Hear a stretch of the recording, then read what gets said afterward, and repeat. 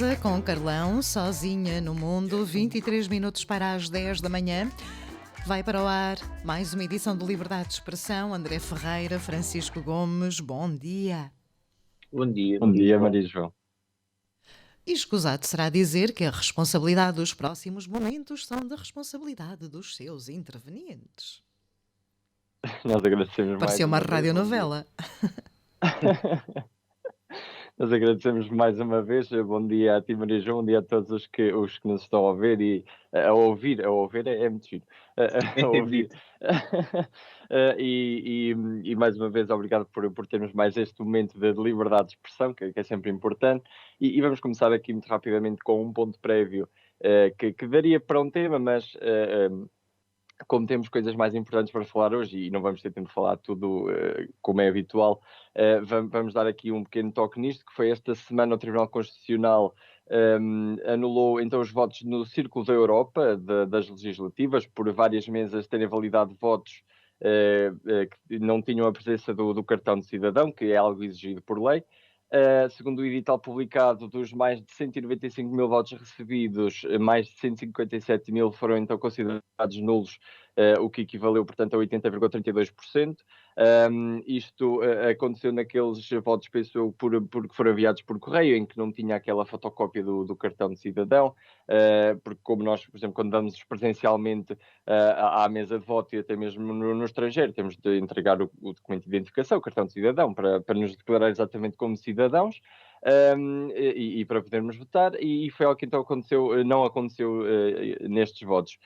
E muito sinceramente acho que isto também é algo que vem comprovar que tem de haver uma maior fiscalização partidária nas mesas de contagem dos votos, não só a nível nacional como a nível internacional, porque, ao que parece, as mesas estavam a declarar válidos estes votos exatamente que não tinham o cartão de cidadão, e exatamente para também não haver este tipo de trafolhices depois que vamos a descobrir assim, que se não fossem os partidos a reclamar ao Tribunal Constitucional, estes votos tinham ido para a frente, e obviamente que era algo errado e que deve então ser corrigido o mais rapidamente possível. Deve haver outras formas também mais fáceis de que os estrangeiros possam votar, os imigrantes possam votar, algo que não estou a falar só do voto eletrónico, como vi numa notícia a ser referida, mas haver uma maior segurança para quem vota no estrangeiro, para podermos então nós aqui depois poder receber os votos deles.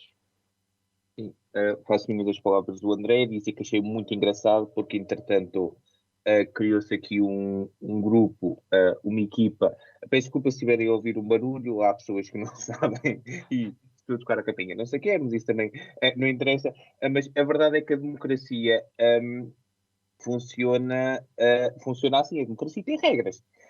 Para poder funcionar completamente. É importante também não esquecer que algumas pessoas vivem em países onde as fotocópias de documentos de identificação são proibidas, ou seja, isso também influencia bastante este ato, ou seja, tem mesmo que haver mudanças, porque senão essas pessoas não podem votar, mas a verdade é que há regras. Eu vejo muitas pessoas, pois é, que vergonha, cortarem 80%, pois, porque há regras. Não houvesse regras, eram aceitos todos e todo o tipo de votos. Para alguma coisa há os votos nulos, porque não cumprem as regras que são exigidas. Mas a verdade é que isto tem que mudar. Eu acho que o Tribunal Constitucional teve bem, e apesar de pós a eleição e pós os votos terem sido retirados, eu acho que o Tribunal Constitucional teve bem, para não deixar qualquer tipo de dúvidas. Vamos repetir as eleições, porque é um número bastante grande, 80% dos votos é muito...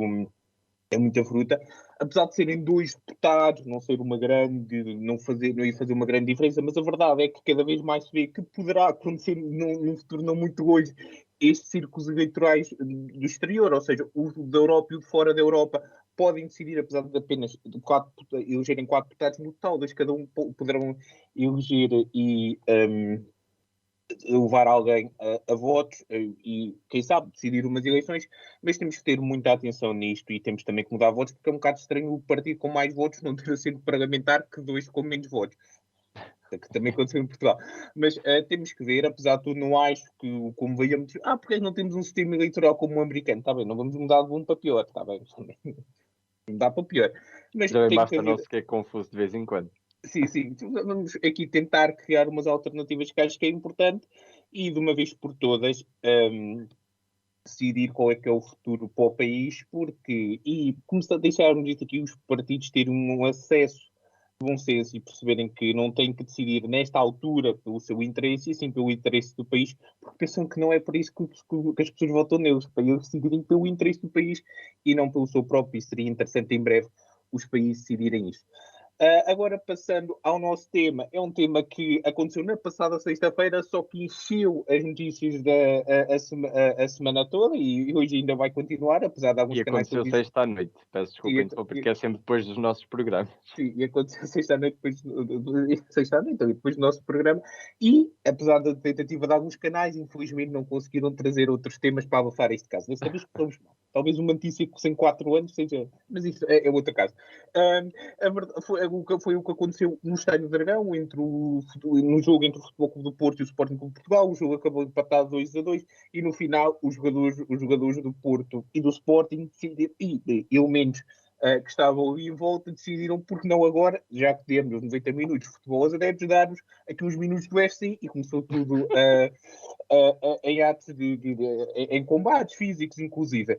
A Federação Portuguesa, o Conselho de Disciplina da Federação Portuguesa já decidiu alguns castigos.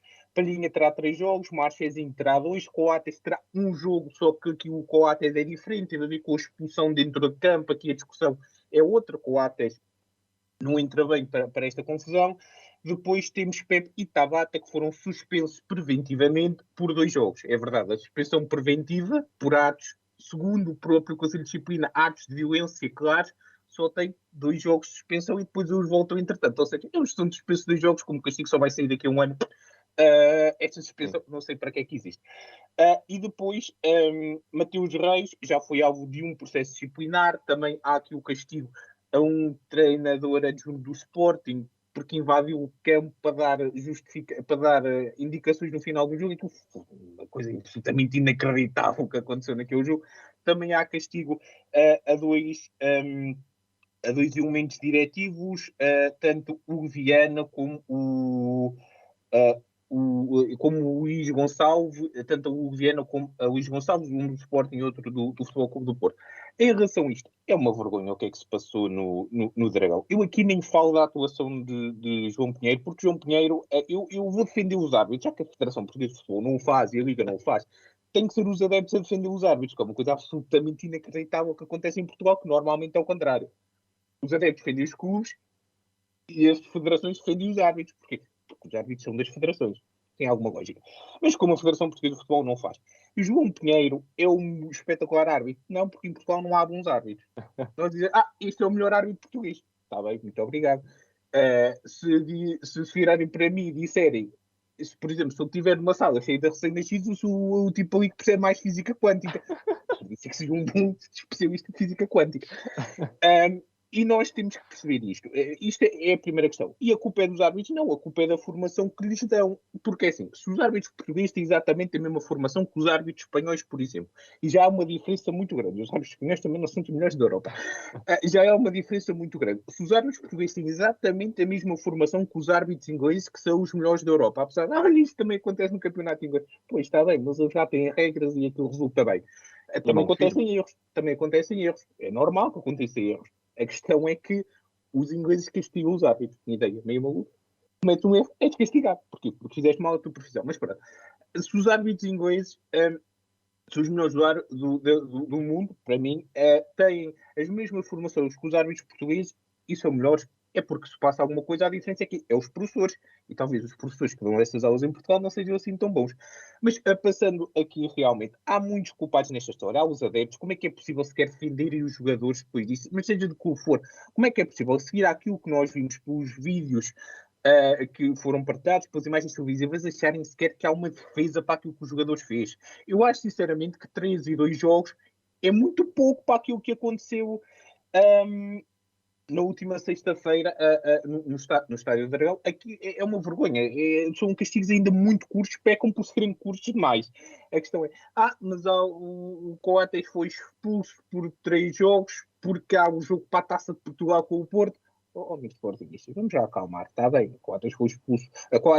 Desculpa, Palhinha foi expulso por 3 jogos, porque Palhinha teve um ato para ser expulso por 3 jogos. Eu acho até que mais, e o Marchezinho também deveria ter sido mais, enfim, muitos dos casos tiveram de ter sido mais, só que há uma regra qualquer que o castigo não pode sair imediatamente se o castigo for superior, se o castigo for superior a um mês ou 4 jogos, ou seja, não sei, talvez partir a perna a um adversário propositalmente seja uma coisa mais interessante, porque nós vamos ficar, porque enquanto ficam à espera do castigo, quando os jogadores ficam à espera do castigo, podem continuar a jogar. E como sabemos, em Portugal sai 6 meses depois, por isso acabou a época e depois sai o castigo. É uma vergonha o que é que se passa. Mas quem é que são os principais responsáveis, apesar dos clubes, adeptos, comunicação social, todos temos culpa? É a Federação Portuguesa de Futebol e a Liga de Clubes. Isso já não é de hoje. Esta semana também aconteceu num jogo das distritais exatamente um caso igual. E é inacreditável como é que a Federação Portuguesa de Futebol, no caso de todas as competições nacionais, e a Liga de Clubes, no caso do Campeonato Profissional de Futebol da primeira e segunda divisão, não continua a agir, continua a olhar para o lado, continua a demorar 6 meses para impor castigo, quando toda a gente sabe que a memória do adepto de futebol, há adeptos de futebol que já nem sabe o que é que aconteceu. O adepto de futebol tem uma memória muito curta, e quanto mais pressa o castigo sair, melhor, que é para ver, atenção, há isto. E os castigos também têm que mudar, porque isto aqui de suspender os jogadores é muito bonito, mas também os clubes têm que começar a perder pontos, porque infelizmente isto para todos, os clubes só vão começar a aprender, isto só vai começar a aprender quando começarem a perder campeonatos por causa deste tipo de comportamentos. E também os castigos vão, porque houve apanha-bolas e elementos ligados à segurança do Estádio do Dragão que tiveram um comportamento absolutamente inaceitável, alegadamente ligados à segurança do Estádio do Dragão, porque assim, se aquilo é segurança, enfim, tiveram comportamentos absolutamente inaceitáveis. Depois houve casos extra-jogo absolutamente inacreditáveis, e o que prova que Portugal não tem um dos melhores campeonatos da Europa. Portugal já não tem um dos melhores campeonatos da Europa, eu já digo isto há muito tempo e toda a gente diz: estás maluco, nós temos bons jogadores. Não, nós temos bons jogadores. Eu sinto-me Jorge Brás ao contrário. Jorge Brás acreditava que nós éramos os melhores do mundo. Eu acho que nós não temos um dos melhores campeonatos da Europa, muito menos uns do mundo. Nós temos um campeonato que, se formos ver bem, estamos mais ou menos ao nível de campeonato das Ilhas Fiji, e mesmo assim, não sei se as Ilhas Fiji não são melhores que nós. E a Federação Portuguesa de Futebol e a Liga de Clubes têm que perceber uma coisa, principalmente os seus presidentes. Pedro Proença, que aparece a bater palmas e a dizer quando as coisas correm bem, assim como Fernando Gomes. Quando as coisas correm bem, os homens falam que nunca mais acabam. Quando começam a aparecer coisas que correm mal, calam-se caladinhos. Faz-me lembrar um certo e determinado clube, só que parece que está a acordar. Mas a verdade é que isto tem que mudar, e estes senhores têm que começar a tomar atitudes, e os castigos têm que começar a ser sérios, muito sérios, porque isto está a escalar. Ao longo dos últimos anos tem havido uma escalada de violência no futebol português. E isto não começa a ser a exceção, começa a ser a regra no futebol português. Isto tem que mudar. Infelizmente, e bato na madeira, as coisas estão a encaminhar-se para que não corram assim tão bem. E eu temo que muito em breve haja um caso muito sério e derrame sangue no estádio português. E aí há muitos culpados. Quem fez o ato vai ser culpado, os clubes vão ser culpados, os adeptos vão ser culpados, mas há dois senhores que eu nunca vou esquecer. Vou estar sempre a dizer o nome deles porque eles são culpados. Fernando Gomes e Pedro Proença. Porque esta inação, nestes casos, perpetua e permite e legitima que isto comece a ficar pior. Ou seja, Fernando Gomes e Pedro Proença correm sérios riscos em ser muito mais do que dois maus dirigentes. Serem pessoas que permitiram que acontecesse um ato, basicamente que tivessem sangue nas mãos. E infelizmente parece-me que isso é o futuro do futebol português. A Federação Portuguesa de Futebol e a Liga de Clubes são duas das instituições mais incompetentes do nosso país, e pode ser que finalmente os adeptos comecem a perceber isso. Sim, agora estive aqui a ouvir o Francisco, até me estava a esquecer que ia falar, mas sim, eu concordo com praticamente tudo aquilo que o Francisco disse. E agora o Francisco a dizer que provavelmente vai haver um caso de derrame de sangue, mas não nos podemos esquecer do caso que houve, e não foi assim há muitos anos, do caso do Very Light no estádio, penso que foi no estádio do Jamor. Portanto, aconteceu um caso enorme e grave desse jeito e ninguém aprendeu, ao que parece. Mas estes casos dentro do próprio estádio e com os jogadores, parecia uma batalha campal, exatamente. É algo inacreditável continuarmos a ter isto em pleno século XXI. Havia apenas, acho que, 2 jogadores, um de cada clube, já nem sei quem eram, no meio de tanta confusão, nem sei quem eram, que estavam ali, até acabaram por se abraçar um ao outro, enquanto o resto das pessoas estava ali a bater-se e a agredir-se. mas são coisas inacreditáveis e que não podem continuar a acontecer. Estas, como o Francisco dizia bem, estas duas entidades que regulam o futebol têm de ter mais mão firme nestes assuntos, como a Liga Inglesa, como os árbitros ingleses também, quando têm de encerrar um jogo e mandar os adeptos para fora do estádio, eles fazem isso em Inglaterra, e aqui tem de ser exatamente a mesma coisa, a culpa é muito dos clubes que atenuam e deixam passar o comportamento de adeptos, o comportamento dos jogadores. Só uma coisa, André, há 4 ou 5 anos em Itália houve um caso de racismo dos adeptos no estádio. O jogo foi a um sábado à noite, a Federação Italiana reuniu-se no domingo de emergência e no domingo ao final da tarde já havia o castigo com a suspensão de tudo e acabou. Quer fazer recurso? Vais fazer recurso a sério? Não, cala-te. Mais ou menos assim. Exato, e nós também já há muito pouco tempo trouxemos diversos casos, quer de racismo, quer de agressões, de violências em diversos ramos do futebol português. Portanto, isto é uma coisa que, como o Francisco diz, está a começar a escalar, está a começar a surgir cada vez mais próximo estes casos uns dos outros. Peço desculpa. E temos de começar a tomar exatamente medidas mais preventivas relativamente a isso. Temos não nós, obviamente, as entidades que têm o seu direito de reagir relativamente a isto, porque senão isto vai ser uma escalada de acontecimentos e nós prevemos muitas vezes muitas coisas, que nós já aqui fizemos muitas previsões, não somos a Maia, mas já fizemos muitas previsões. Acertamos tanto quanto ela. Acertamos tanto quanto ela, às vezes até mais. Infelizmente eu temo que este caso possa vir a ser um deles que infelizmente vamos prever. Portanto, a Federação Portuguesa e Liga, se nos estiverem a ouvir, atirem só um bocadinho, trabalhem em condições, porque vão ver que as coisas daqui para a frente vão correr melhor e os adeptos vão respeitar mais o jogo. Sim, acho...